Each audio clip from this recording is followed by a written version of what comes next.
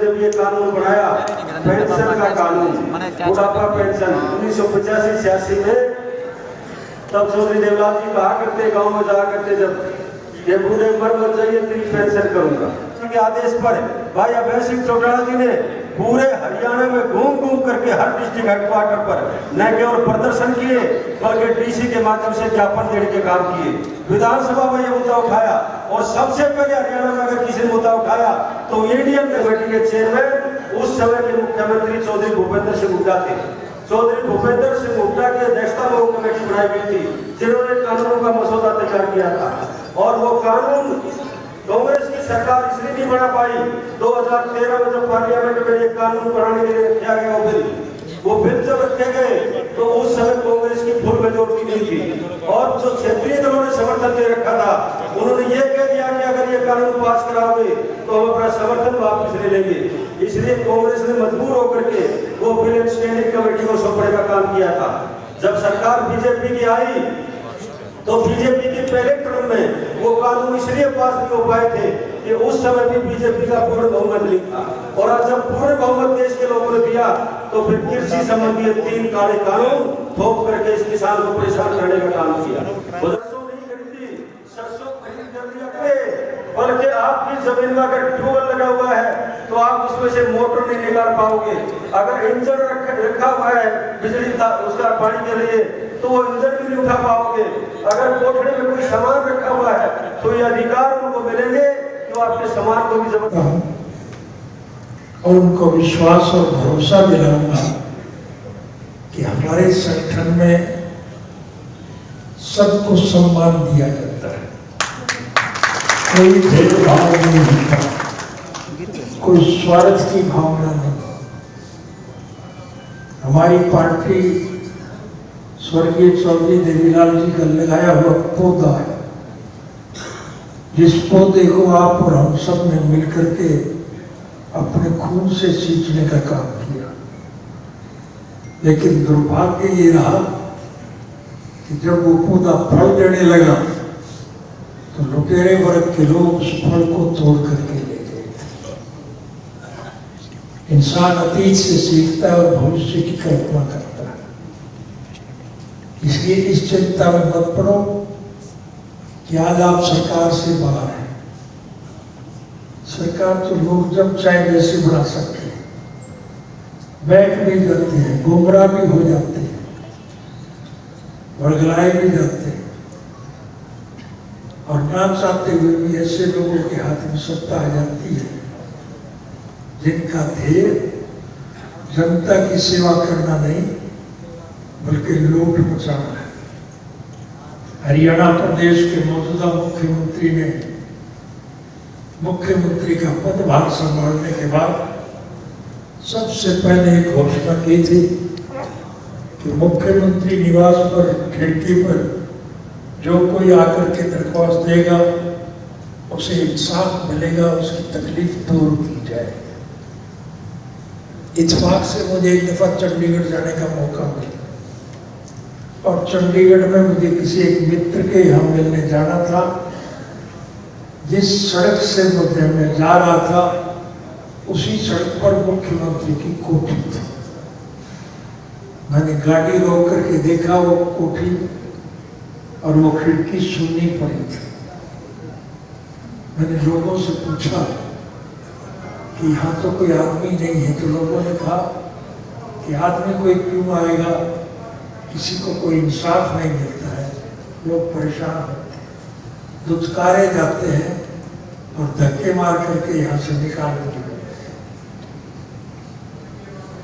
आप लोगों के सहयोग और समर्थन से जब हरियाणा प्रदेश में आपको सरकार बनाने का अवसर मिला, हमने सर्वप्रथम उस गलत नीति को बदलने का काम किया कि लोग सरकार के पास जाते हैं, परेशान होते हैं, इसकी बजाय सरकार लोगों के पास जाए। और इसीलिए सरकार आपके द्वारा कार्यक्रम के तहत मैं हरियाणा प्रदेश के एक गांव में हर वर्ष जाता था कि नहीं जाता था।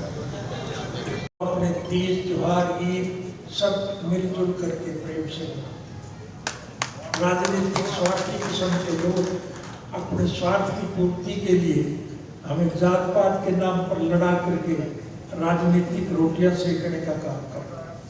लेकिन इस आंदोलन के माध्यम से आज 36 जात के लोग जुड़े हैं, क्योंकि इस सरकार ने लोगों के लिए कोई अच्छे कानून बनाने की बजाय उनको परेशान करने का काम।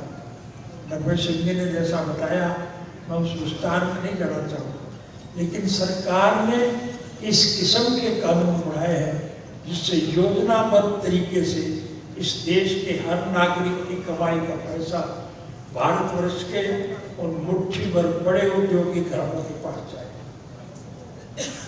और उस पैसे को ये लूट करके खाए।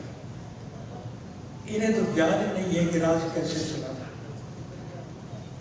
हम अखबारों में पढ़ा करते हैं नीम हकीम खतरा है, लेकिन प्रत्यक्ष रूप में ये प्रमाणित हो गया कि आज जो सत्ता में बने हुए लोग बैठे हैं उन्हें ज्ञान नहीं है, इसलिए आज समूचा देश मौत के कगार पर खड़ा है। हमारा देश कृषि प्रधान देश है। इस देश की अर्थव्यवस्था केवल खेती पर टिकी है। किसान खुशहाल है तो देश मालामाल, और अगर किसान कंगाल है तो देश का बुरा हाल।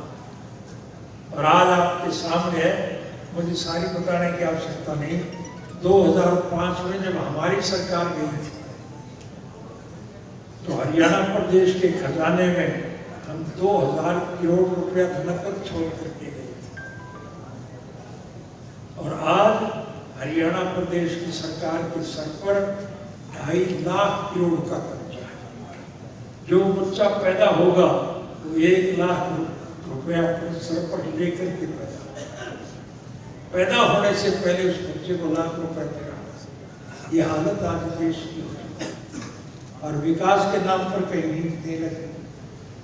जो विकास के काम हमने किए, जो सड़कें बनाई थी, वो अगर टूट गई तो इनकी मरम्मत भी ये नहीं कर पाए।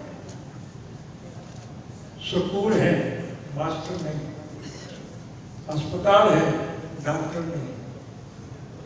दुकान से कोई सामान लेने जाए, कानून ऐसे बना के जाते हैं कि दुकान बंद रहे, खुलेगी नहीं तो सामान कहां से।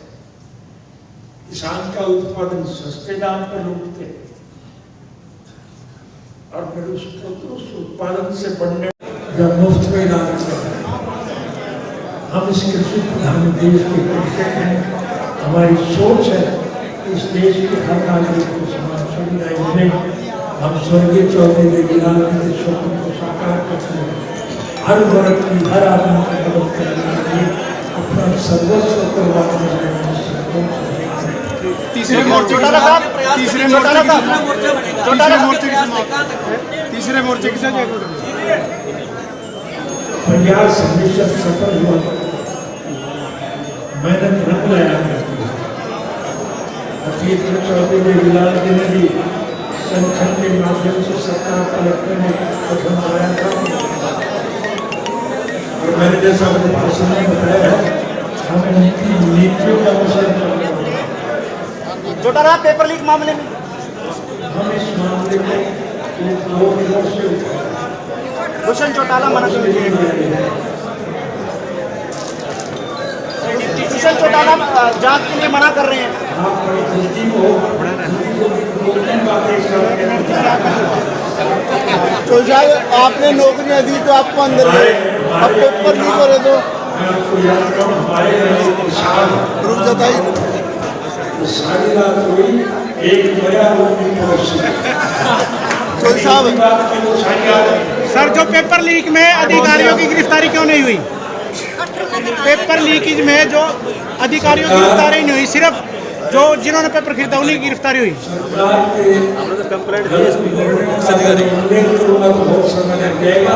जिन्होंने कोई भी तो काम ठीक नहीं, ये तो एक ही काम कर रहे हैं, लुटेरे हैं, प्रदेश के देश की जनता को।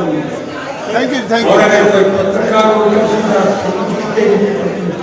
तो फिर उसके साथ कोई हालत करते हैं।